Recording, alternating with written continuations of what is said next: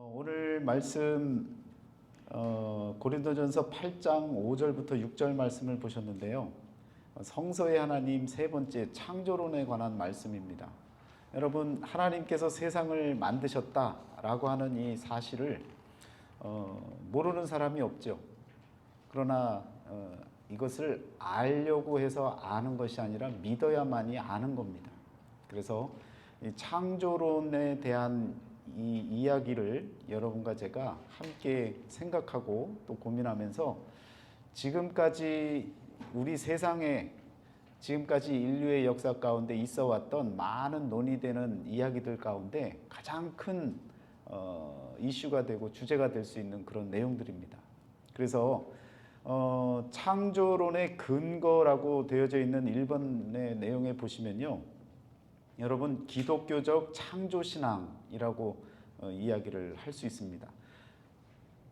창조신앙을 저와 여러분들이 갖고 있어요. 하나님께서 세상을 만드셨다는 건 우리가 믿음을 갖고 있는데, 그것이 어디로부터 나오는 신앙이냐면 삼위일체 하나님, 그 하나님을 믿는 그 믿음으로부터 창조하신 하나님이라고 하는, 세상을 하나님이 만드셨다라고 하는 이러한 그 논리를 우리가 펼 수가 있는 겁니다.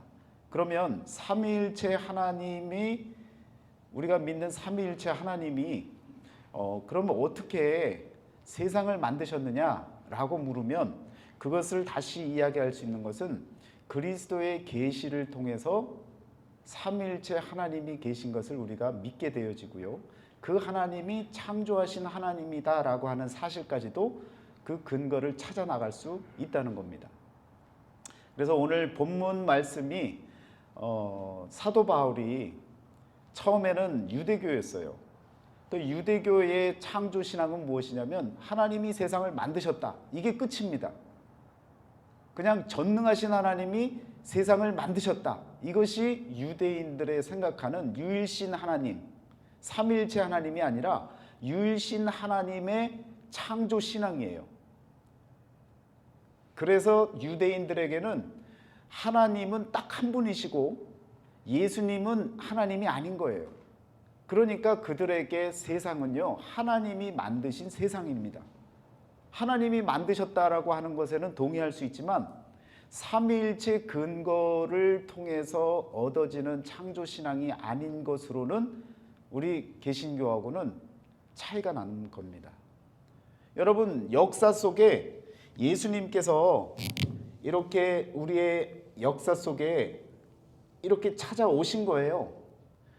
이런 역사 가운데 하나님께서 이렇게 찾아오신 것은 하나님이 보여주셔야 하는 거죠. 그래서 예수님이 이렇게 오셔서 사건을 일으키시면서 하나님의 아들이신 것을 알려주셨고, 그 하나님의 아들이신 것을 통해서 구원의 문제를 해결해 주신 것을 저희들이 예수님을 통해서 깨닫게 되죠. 그래서 예수님이 구원의 문제를 해결해 주셨는데, 그 구원의 문제를 해결해 주는 모든 성경의 말씀들을 다 저희가 받아들이면서, 이 예수님은 태초부터 계셨던, 이때부터 계셨던 하나님이시구나. 그 하나님이 역사 속으로 찾아오셨구나.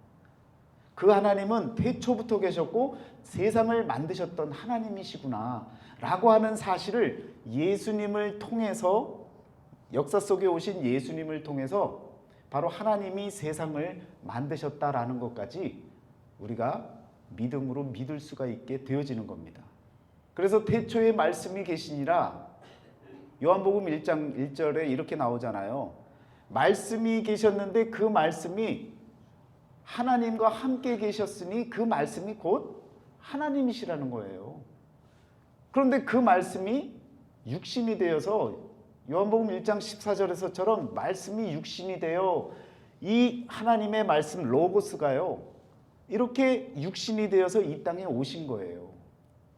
그리고 보니까 어떤 신앙의 고백이 생겨지느냐면, 이 삼위일체 하나님 예수 그리스도를 통해서 우리에게 드러내 보여주신 이 하나님을 통해서 우리는 창조주 하나님, 태초부터 계셨던 그 하나님을 고백할 수 있게 되어진다는 겁니다.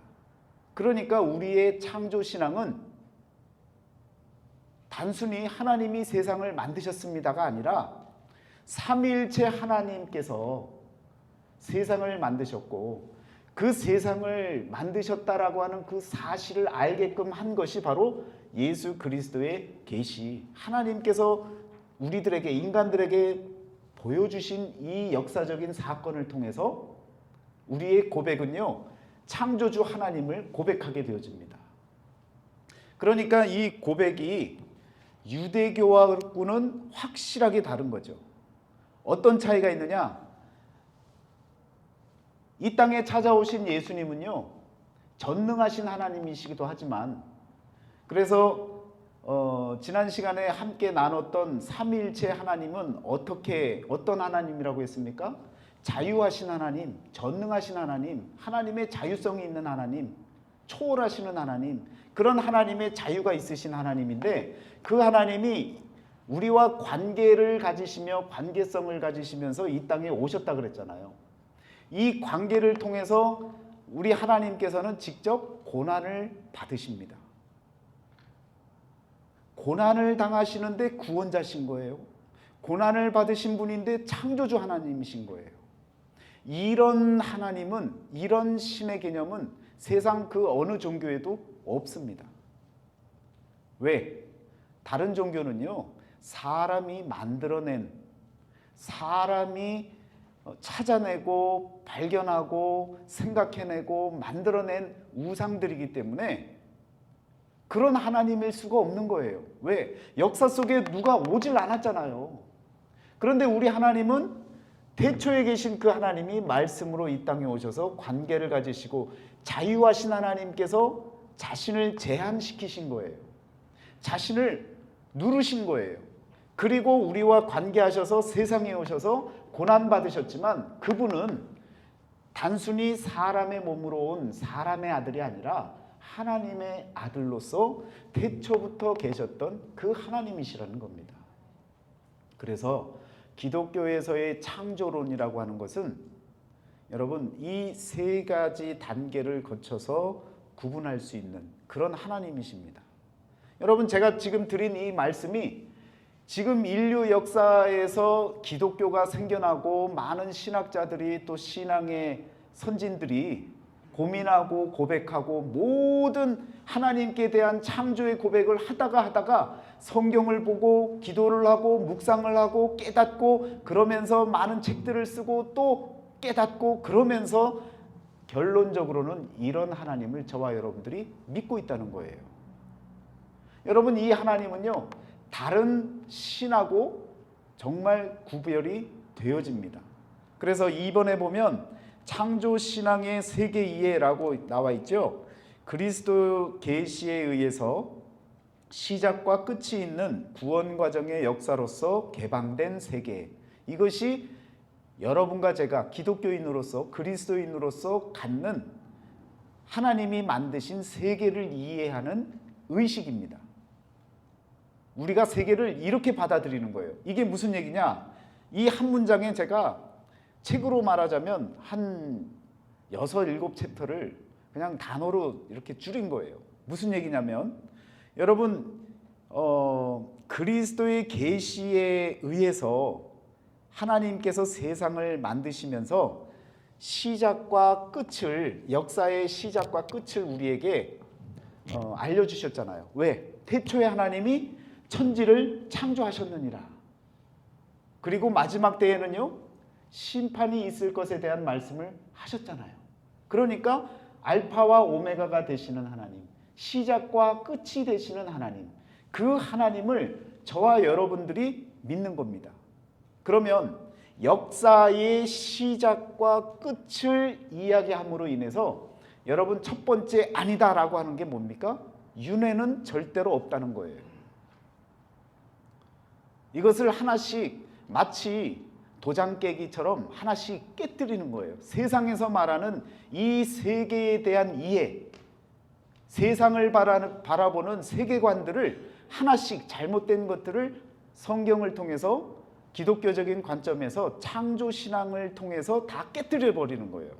그래서 이렇게 일직선적으로 일어나는 역사를 하나님께서 만드셨기 때문에 이렇게 돌고 돌고 도는 이런 윤회적인 사상들, 이런 생각들은 여러분 절대로 아니다라는 거예요. 이 세계는 윤회, 돌고 도는 그런 세상이 아니다라는 거예요. 그래서 윤회 사상 때문에 여러분 불교 같은 것은 대단하죠. 또 다른 어떤 모든 타 종교에서도 여러분 이 윤회 사상을 믿는 사람들은 이 세상에서 어떻게 살아요? 많은 선을 베풀고 고생하면서 살아야 되는 거예요. 남을 위해서 최선을 다해서 살아야 되는 거예요. 왜? 그 공로를 인정받아야 강아지가 아니라 그래도 사람으로 다시 날 수 있다라고 하는 소망을 갖는 거예요. 그래서 여러분 윤회 사상을 갖고 사는 사람들은요, 돈이 없으면 어떻게 됩니까? 베풀질 못하잖아요. 가진 게 없으면 베풀질 못해요. 그러면 자연스럽게 생각은 어떻게 됩니까? 몸으로 때워야 되는 거예요. 그러니까 고생하다가 죽는 겁니다. 그 윤회는 절대로 세계를 이해하는 사상으로 가져서는 안 될, 그러나 많은 종교들이 이 윤회를 갖고 사람들을요 유인하고 그리고 잘 꼬드겨 갖고 자신들의 종처럼 또 열심히 고생하는 모습을 보면서 갖고 온 물질들을 갖고 한 부류층은 그것을 갖고 누리는 삶을 삽니다. 이러한 그 윤회, 의식, 사상 갖고는 이 세계에 대한 이해가 잘못됐다는 거죠. 자, 그러면서 이렇게 시작과 끝이 있다는 이야기는 윤회를 여러분 완전히 꺾어버리는 그러한 이야기가 되고요. 두 번째, 구원의 과정으로의 역사다라고 하는 이야기는 뭐냐면, 여러분 우리가 구원을 얻었잖아요. 그런데 그 구원을 얻었다라고 하는 것은 믿음으로, 하나님을 믿음으로 인해서 구원을 받았다는 거예요. 그런데 그 구원은 지금 우리가 구원을 받았다라고 하는 얘기는 완전한 구원을 얘기하는 건 아니에요. 그래서 성경에서 사도 바울은 뭐라고 얘기합니까? 구원을 이루어 나간다고 해요. 언제까지? 우리 하나님께서 다시 오시는 그날까지, 내가 죽는 그날까지. 그래서 개인의 종말이 있고요, 세계의 종말이 있습니다. 그래서 개인의 종말의 때에 자기 스스로가 끝까지 믿음을 지키고 신앙을 지키고 받은 구원을 지켜나가면 온전한 구원을 이루는 거예요. 여러분 역사 속에서 이 마지막 때까지 구원을 이루어가는 이 역사관이 우리가 이야기하는 기독교적인 창조 신앙을 가진 사람들에게는 이 직선적이고 계속적이고 과정을 통해서 마지막까지 나아갈 이 이야기 때문에 무엇을 우리가 탑할 수 있냐면 이전에도 말씀드렸던 이신론, 에피쿠로스 학파 그 사도행전 17장에 나오는 그 하나님이 세상은 만드셨지만 저 멀리 계시는 그런 하나님으로 인식하는, 그래서 여러분 세상에 이 자연을 바라보면서 분명히 신이 이 세상을 만든 건 알지만 우리 생활 하나하나는 간섭하지 않는다라고 생각하는 많은 사람들, 이런 이신론을 갖고 사는 사람들, 그런 사람들의 그 개념을 여러분 이것이 무너뜨리는 거예요. 왜? 멀리 떨어져 있는 것이 아니라 하나님께서 우리에게 찾아오시고 끊임없이 성령의 역사를 통해서 저와 여러분들의 삶에 함께 하시고 임마누엘의 하나님으로 우리의 삶을 간섭하셔서 구원을 이루어 나갈 수 있도록 끊임없이 기회를 제공하시는 겁니다. 그러니까 이런 이신론은 잘못됐다는 거죠. 또 하나가 또 뭐예요? 반대로 범신론과 같이 이 스토이즘이 갖고 있는, 스토아 철학자들이 갖고 있었던 모든 물건들, 모든 사람들, 모든 세상 자체가 하나님이다라고 하는 이 의식, 100%가 다 하나님과 붙어있다라고 하는 이 생각들, 이것도 아니라는 거죠. 만약에 그것이 사실이라면 하나님이 굳이 이렇게 오셔서 사람을 도와서 구원하는 길에 함께 하실 일이 필요가 없는 거죠. 다 각자가 하나님인데 무슨 또 하나님이 찾아오셔갖고 또 우리 속에 있는 하나님하고 어떻게 하자는 거예요? 싸우자는 거예요? 아니잖아요. 그러니까 지금 구원의 과정의 역사로서 오심으로 인해서 이런 범신론, 스토아적인 범신론, 또 다신론, 이 아카데미아주의자들이 갖고 있었던, 그냥 여기도 신이 있고 저 신도 있고 뭐 고무신도 있고 다 신이 있는데 어느 신이든 하나 나를 구원해 주면 좋겠지 하는 마음으로 다 믿어보는, 혹시나 하는 마음으로 믿는 그 다신론까지도 다 무너뜨리는 거죠. 왜? 하나님께서는 한 분이시고 삼위일체 되시는 이 하나님께서 저와 여러분들을 구원하시기 위해서 역사 속에 오셔서 끊임없이 구원의 날까지 우리를 인도하시고 지키시기를 원하시고, 그래서 다른 신을 만들지 말라 그러잖아요. 나 외에 다른 신을 여러분 섬기지 말라. 그리고 여러분 두 번째는요, 나 외에 다른 신을 만들지 말라는 거예요. 어떤 것으로도 우상을 만들거나 신을 만들지 말라는 거예요. 왜? 하나님께서, 유일하신 하나님께서 저와 여러분들을 위해 이렇게 함께 해주시는 하나님이라는 것을 성경에서는요, 구약 신약 전체를 통해서 계속해서 말씀해주고 계신다는 겁니다. 그러니까 이와 같은 다신론도 깨뜨리고요, 역사 속으로 찾아오심으로 인해서 신이 있다 없다를 이야기하는 것이 아니라 있는 것을 증명해 보여주셨잖아요. 그러니까 무신론으로 살아가겠다는 사람들의 그 신관도 어떻게 하는 거예요? 다 무너뜨리는 거예요. 자, 그래서 이와 같이 무신론도 깨뜨리고요, 그리고 나서 우주론이라고 하는, 신이 우주를 만들었고 또 우주 안에 또 나라가 있고 그 나라에 왕이 있고 그 왕이 백성들을, 신이 다, 여러분 신의 생각을 누가 갖고 있다는 거예요? 왕이, 지도자가 갖고 있다는 거예요. 그래서 한 줄로 쭉 엮어내는 겁니다. 단일 군주론이라고 하는 그 의식을 만들어서요, 고대 사회에 이집트나 이런 뭐 마찬가지죠. 한국 사회도 옛날로 올라가면요, 다 왕이 거의 신과 같이 그런 그 대접을 받지 않았습니까? 그 이집트에서 피라미드 안에 왜 같이 들어가요?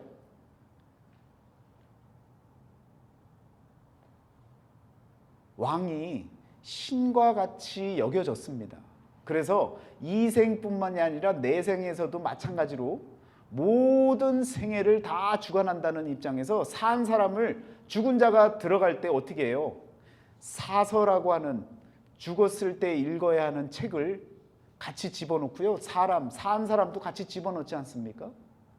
그러면서 그냥 무덤으로 만들어 버리는 거예요. 왜? 그런 것이 바로 이 신관이, 세계를 이해하는 신관이 잘못되면요, 생명을 죽이는 거예요. 그런 일들이 벌어지는 겁니다. 더불어서 운명이야, 나는 그냥 운명을 믿어, 그런 생각들도 다 무너뜨리는 거죠. 하나님이 안 계시고 그냥 모든 세상이 우연히 만들어지고 우연히 되어지는 세상이라면 여러분 그건 운명에 맡겨야 되는 거죠. 어떤 신도 없는데 누가 알아요? 그러니까 그냥 자신의 운명을 운명에다 맡겨야 되는 거죠. 그러나 이런 생각도 역사 속으로 찾아오신 이 하나님, 삼위일체 되시는 이 하나님을 믿는 저와 여러분의 창조신앙, 이 창조신앙으로 인해서 모든 세상의 세계관, 또 세계를 이해하는 이 의식들을 다 무너뜨리고 성경이 유일하게 우리 하나님께서 저와 여러분의 만들어 놓은 이 세상을 정확하게 보여주고 또 알려주고 계신다라는 겁니다. 자, 3번에 보시면요, 창조신앙에 일어나는 갈등이라고 했는데 1번에 보면 악과 신정의 문제, 이것이 지금까지 세상에서 일어나는 가장 큰 갈등 중에 하나입니다. 그래서 쉽게 얘기하면 악은 어디에서부터 오는가? 악은 왜 있는가? 하나님이 계시다면 왜 세상은 이 모양 이 꼴인가? 이런 문제들을 우리가 갖고 욥기서에서 이야기하는 것과 같이 얼마나 많은 사람들이 이러한 신정의 문제, 하나님이 통치하신다면 왜 악이 존재하느냐, 신정론에 대해서 이와 같이 많은 사람들이 고민하고요, 풀리지 않는 문제로 남아 있습니다. 이건요, 믿음으로, 신앙으로, 창조신앙으로 이해할 수 있습니다. 그런데 신앙이 없으면요, 풀리지 않는 문제예요. 절대로 풀리지 않습니다. 또 두 번째 큰 문제는 무엇이냐? 이 세계에 자연 법칙이 있고 자연 질서가 있고 자연 과학이 있는데 어떻게 기적이라고 하는 것이 있느냐. 그런데 여러분, 우리가 살다 보면 기적적인 일들이 많이 경험이 되어지잖아요. 그 기적에 대한 이해가 지금 살아가고 있는 인류 사회에서 끊임없이 갈등이 되어지고 그 문제로 인해서 싸우고 논쟁하고 서로 그냥 다투는 일들이 많아집니다. 이것이 큰 이슈가 되어지죠. 세 번째는 뭐예요? 창조신앙과 갈등이 되는 큰 주제가 바로 과학입니다. 이 과학의 문제 때문에 여러분들이 자녀를 키우고 또 자녀들이 학교에서 배움의 시간을 가지면서 이 과학의 이야기로 신앙을 막 찌르죠. 이 세상이 어떻게 만들어진 줄 알아? 그러면서 엄마는 이런 거 안 배웠잖아. 허블이라는 사람이 열심히 연구했더니 말이야, 빅뱅이 폭탄 그냥 폭발해갖고 그래서 이 세상에 지구가 만들어진 거야 라고 하는 이런 표현들을 하면 엄마 아빠들은 할 말이 없어지는 거예요. 이 나이에 과학을 공부해갖고 그 과학적인 이야기를 갖고 아이에게 그 논쟁 속에서 싸워서 이길 수 있는 자신이 있습니까? 여러분, 웬만한 사람으로 아무리 지성인이고 아무리 지식이 있어도요, 과학자들의 지식을 쫓아가는 건 어렵습니다. 매달려서 평생 연구하고 그 연구한 것을 대를 이어서 또 다른 사람들이, 제자들이 또 연구하고 또 연구하고, 그런 것을 어떻게 여러분 한 세대에 여러분들이 관심이 있다고 해서 과학을 공부해 갖고 그 과학을 갖고 공부한 걸 갖고 어떻게 과학자들 앞에서 이건 이러니까 창조신앙하고 안 맞습니다, 창조신앙이 중요한 겁니다, 어떻게 얘기할 수 있겠냐고요.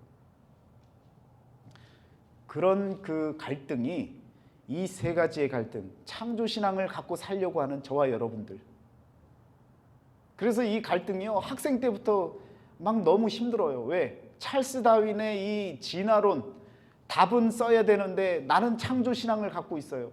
그래서 저도 중고등학교 때요 찰스 다윈 때문에 고민 많이 했습니다. 이거 답으로 써야 돼 말아야 돼, 창조라고 하나님이 창조하셨다고 써야 돼 말아야 돼, 고민 많이 했어요. 그런데 여러분, 하나님이 세상을 만드신 것과 과학적으로 무언가를 말하는 이론과는 범주가 다릅니다. 카테고리가 다른 거예요. 그거 갖고 고민할 이유가 사실은 없는 거예요. 오늘 드리려고 하는 말씀이 바로 이 세 가지, 몇 가지까지 나갈지는 모르겠어요. 그렇지만 세 가지를 한번 끝내보려고 합니다. 여러분, 이 악에 대한 문제부터 한번, 창조신앙과 갈등이 있는 이 악에 대한 문제를 같이 이야기를 나눠보겠는데요. 몇몇 사람, 세 사람 정도만 이렇게, 루터가 뭐라고 얘기했냐면 악은 선을 위하여 있다 라는 말을 했습니다. 그래서 성경적으로 보면 많은 여러 가지 죄를 짓다 보면 하나님의 은혜가 더 크게 와닿는 그런 일들이 있다라고 이제 표현을 하잖아요.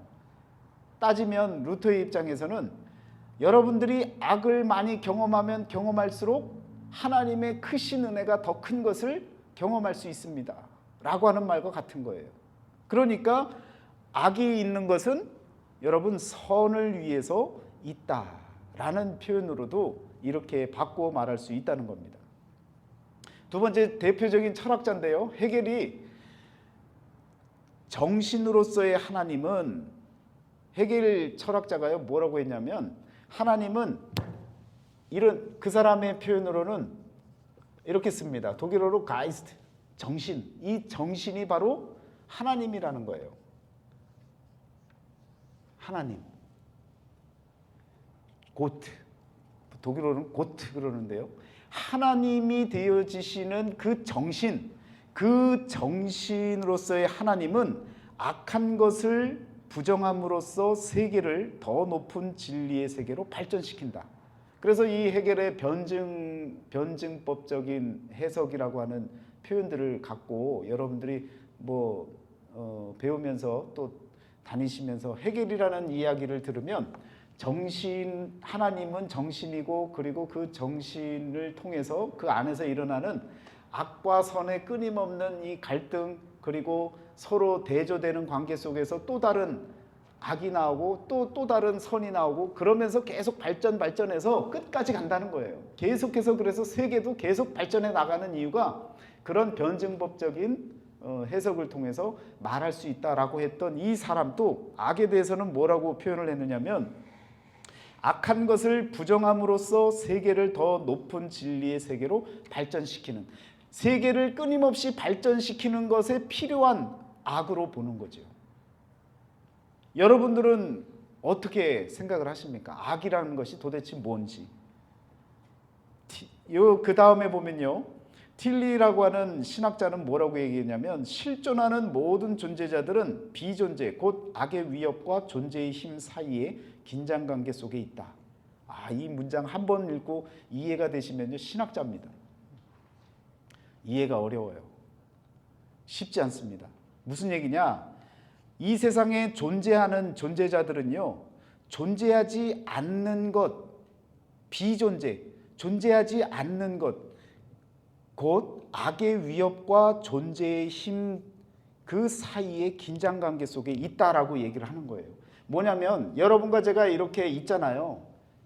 실존적인 존재자로 있는 거예요. 그런데 지금 틸리가 얘기하는 건 뭐냐면, 이 사람이 있는데 이 사람 옆에 뭔가 있어요, 없어요? 없어요. 없지만 있다는 거예요. 없는 것이 있는 거라는 거예요. 어려워지죠? 없는 것이 있는 것인데, 이 없는 것, 뭔가 없는 것 같은 그것이 무라고 하는 것이요, 이 nothing이라고 하는 것이 없는 것이지만 있는 것 아닙니까? 여러분 영어 표현에도 그런 표현 쓰잖아요. I have no money. 그럼 뭐예요? 돈이 없는 것을 갖고 있다고 하는 거 아니에요? 그게 이런 개념하고 같은 거예요. 표현을 여러분들이 쓰고 있으면서 말을 어렵게 해서 모르는 거예요. 없는 것을 여러분이 갖고 있는 게 없는 거예요. 돈이 없는 거예요. 그러니까 없는 것도 있는 거죠. I have라고 have라는 동사를 쓰잖아요. 그래야 말이 통하잖아요. 아유, 목사님 그게 무슨 말입니까? 그 말을 안 쓸 거면 여러분 세상과 사람들하고 통화도 못하고 소통도 못하는 거예요. 모르는데 무의식적으로 지금 쓰고 있다니까요. 이것하고 지금 있는 존재하고 그 사이에서의 어떤 긴장관계라는 거예요. 자, 이런 모든 것들을 종합해서 4번에 이와 같이 정의를 합니다. 창세기 1장 2절에 보면요, 어둠으로 가득한 카오스, 혼돈이라는 표현이 나오잖아요. 그래서 성경에서 악에 대한 그 많은 악한 것은 뭐 보지도 말고 뭐 그 모형도 취하지 말라고 하는 많은 표현들이 있지만, 그러면 악의 기원이 어디서부터 시작되느냐라고 하는 것에 대해서 정확하게 나와 있지 않아요. 그런데 하나님께서 세상을 만드실 때 창세기 1장에서 이야기하는 그 말씀 가운데 2절에 보면 혼돈, 카오스라고 하는 표현이 나옵니다. 그게 바로 여러분 없는 것, 무라고 하는 것, 카오스. 아무것도 없는 곳에서 하나님께서 세상을 만드신 거죠. 그 표현을 한번 같이 천천히 이해하면서 한번 읽어보시길 바라겠습니다. 인간과 세계를 파괴하고 없을 무로 돌아가게 하고자 하는 무, 혹은 무적인 것, 이것이 바로 악이라는 거예요. 보세요. 하나님께서 사람을 이렇게 만드셨어요.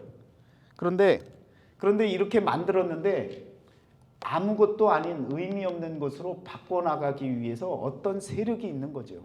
그 세력이 바로 악이라고 하는 겁니다. 여러분과 저는 하나님이 이렇게 잘 만드셨어요. 그런데 그 악의 세력이, 없는 세력이 여러분과 저를 아무 의미 없는 인생으로 만들어버리면 여러분과 저는 악에 지는 세상을 살게 된다는 말씀입니다.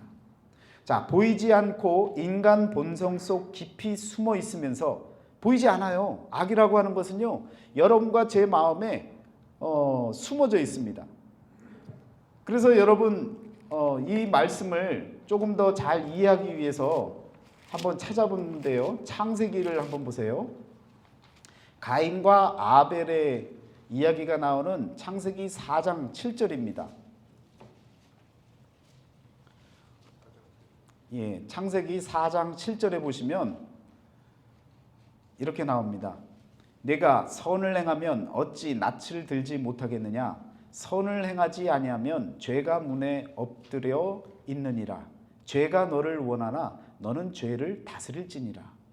여러분, 하나님께서 죄를 만드셨어요? 안 만드셨어요? 악을 만드셨어요? 안 만드셨어요? 고민되죠? 잘 보셔야 돼요. 그래서 이 그림 하나로 지금 해결해 보자는 거예요. 무슨 얘기냐? 하나님께서 이렇게 사람을 만들었는데 이 보이지 않는 인간 본성에 속 깊이 숨어 있으면서 현실에서 활동하는 하나의 세력, 그게 바로 여러분 이 가인으로 얘기를 하자면 가인이 갖고 있었던 죄. 어떤 죄예요? 지난주 주일날 말씀드렸던 시기, 비교하는 의식, 그건 보이지 않아요. 없는 것 같아요. 전혀 없는 것 같아요. 그냥 언어로만 통하는 그런 내용들이에요.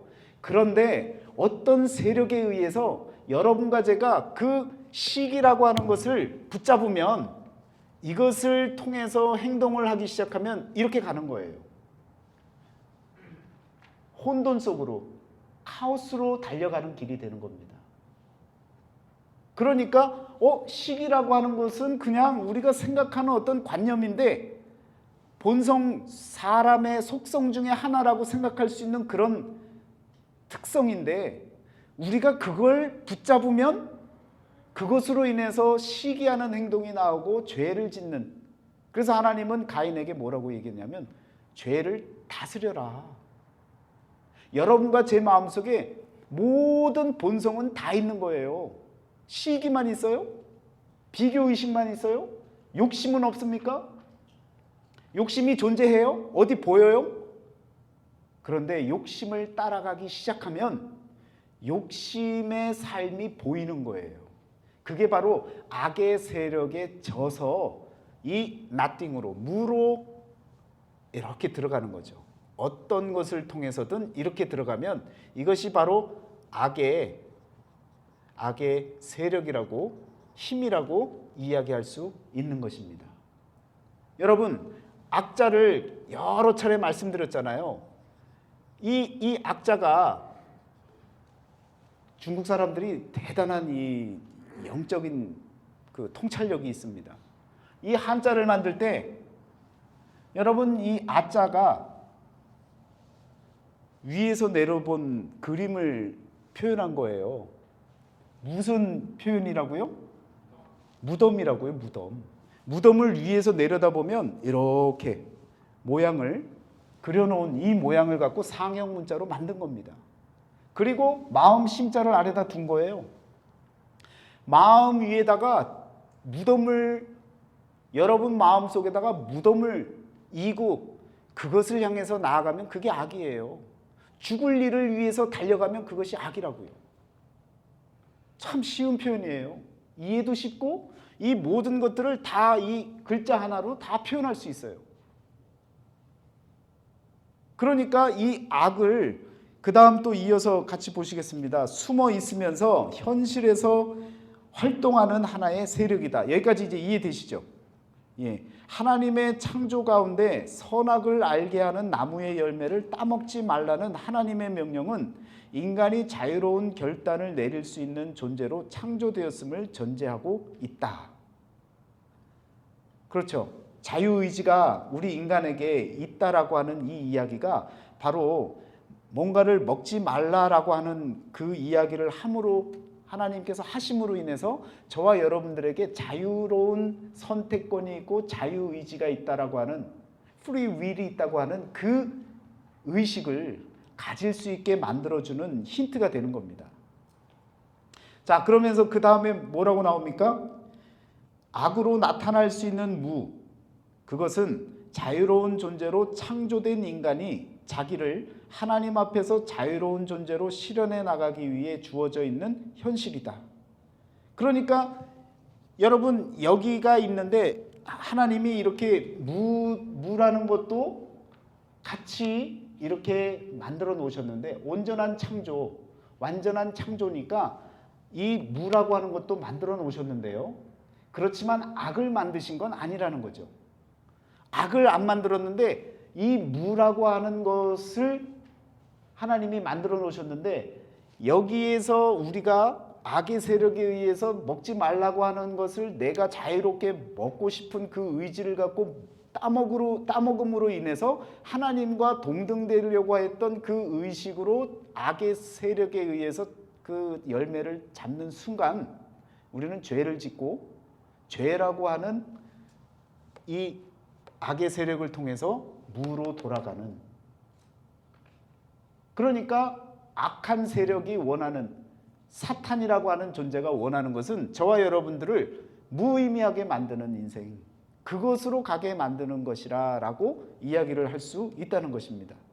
자, 그러면요, 그 다음에 나온 이야기를 보면 만일 무가 없다면 인간의 자유로운 결단과 자기 실현은 불가능할 것이다. 그렇죠. 만약에 이게 없으면요, 여러분 우리는 그냥 다 구원받는 거예요.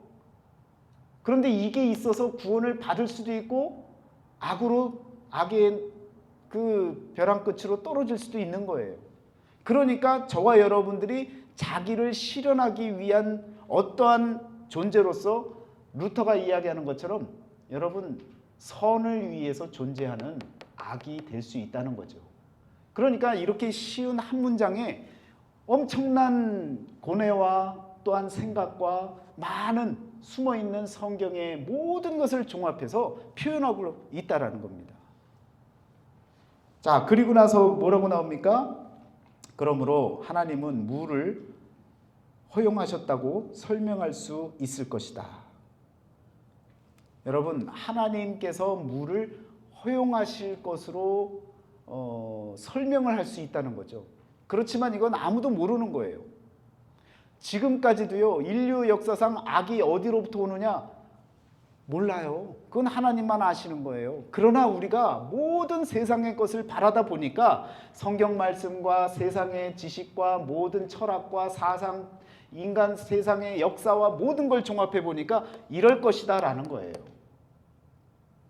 여기까지가 이제 설명이 되어질 수 있는, 악이 어디로부터 오는가 라고 하는 것에 대한 객관적인 설명입니다. 그런데 이제 이러한 악의 세력이 있는데 여러분과 저는요, 이 악의 세력을 절대로 이길 수가 없습니다. 악의 세력을 이기면 우리는 스스로 구원받는 거예요. 그럴 수가 없잖아요. 그러니까 누가 오신 거예요? 예수님이 오신 거예요. 구원자로서 오신 거예요. 안 되니까 아무리 착하게 살려고 해도 여러분 마음속에 시커먼 마음은요, 그 본성적인 것은요, 떨칠래야 떨칠 수가 없는 거예요. 그 예수님이 오셔서 여러분과 저의 죄를 확정시켜 주셨잖아요. 왜? 모세는 이렇게 이야기하였거니와 나는 너희에게 이렇게 말하는데 너의 형제에게 라가 바보라고 하는 그 마음만 갖고 있어도 너는 살인죄를 한 것이다. 사람을 죽였기 때문에 율법으로 너는 정죄를 당하고 죽어야 되는 것이다. 예수님이 오셔서 우리를 구원하시려고 오신 줄 알았는데 말씀하는 내용을 보니까 우리 다 죽이려고 오신 거예요. 왜?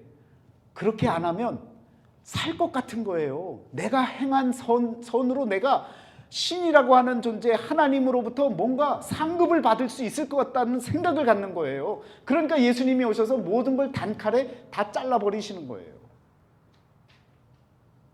너희는 다 죽어야 되는 거야. 그래서 내가 온 거야. 그래서 여러분, 악의 세력을 이길 수가 없는데 오늘 그 다음에 몇 번입니까? 1이라고 썼나요? 5라고 썼죠? 예, 악은 승리자입니다. 악의 승리자는 누구예요? 골고다의 십자가이고 예수 그리스도의 부활입니다. 그래서 악이 어디서부터 왔는지 우리는 설명할 수 있는 길은 지금까지 알려진 사실은 이것밖에 없어요, 여러분. 가장 잘 설명한 것이 이 내용입니다. 아무리 뛰어난 신학자고 아무리 뛰어난 사상가라고 해도 이것을 넘어서는 설명을 한 사람이 없는 거예요. 왜? 하나님이 아니니까. 인간으로서 모든 것을 다 바라보고 설명할 수 있는 걸 찾았더니 이거밖에 없는 거예요. 그런데 이것을 이긴 자가 있는데 악을 이긴 자가 바로 골고다의 십자가이고 예수 그리스도의 부활하심이 바로 이 악을 이겼다는 겁니다. 여러분, 그래서 악의 문제를 우리 하나님께서 해결하실 수 있는 분이기 때문에 저와 여러분들을 구원해 주실 수 있는 구원자 예수 그리스도의 계시를 통해서 우리가 창조 신앙을 갖는 것이 너무너무 당연하다는 거예요. 여러분들의 신앙은 어디서부터 시작되어지느냐? 예수 그리스도로부터 시작되어지는 겁니다. 그래서 기독교적 창조 신앙이라는 얘기는 기독이라는 말 그 자체가 한자로 써놨을 뿐이지 그리스도를 얘기하는 거잖아요. 그리스도적 창조 신앙. 그 창조 신앙이 있어야 지금 이 설명되어진 모든 것들을 여러분과 제가 해결할 수 있고 이해할 수가 있다라는 겁니다. 물론 이제 욥기서에 나오는 악의 그 모양이나 모든 것들을 통해서 하나님이 하시려고 하시는 메시지가 있어요. 그래서 마지막 결론에 예수 그리스도를 드러내시는 그 힌트들을 남겨두시고 그리고 예수 그리스도를 나타내시잖아요. 욥기서의 주제가 예수 그리스도시라고요. 왜? 악에 대해서 고민하고 이 모든 것들을 풀 수 있는 방법이 없는 거예요, 세상에서는. 그런데 그때부터 욥기서 마지막 결론에 나타나는 예수 그리스도의 이미지를 우리들에게 보여주시는 거예요. 그래서 우리에게 여러분 이 악에 의해서 죽임을 당해도 여러분과 제가 하나님의 아들 예수 그리스도를 믿는 신앙으로 살면 이길 수가 있는 것입니다.